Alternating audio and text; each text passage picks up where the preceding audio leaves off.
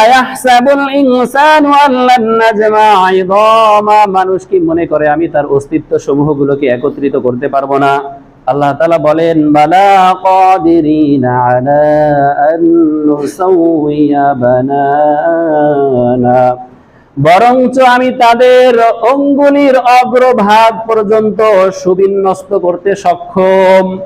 চিন্তা করেন, এই আয়াতের মধ্যে আল্লাহ তাআলা বলেন আঙ্গুলের অগ্রভাগ, অর্থাৎ এই আঙ্গুলের মাথা, এই আঙ্গুলের মাথাকে আল্লাহ রাব্বুল আলামিন সুবিন্যস্ত করতে সক্ষম। মানে হচ্ছে এই যে আমাদের প্রত্যেকটা আঙ্গুলের মাথায় কিন্তু রেখা আছে, আপনার আঙ্গুলের রেখা আপনি চাইলেও গুনতে পারবেন না। পারবেন?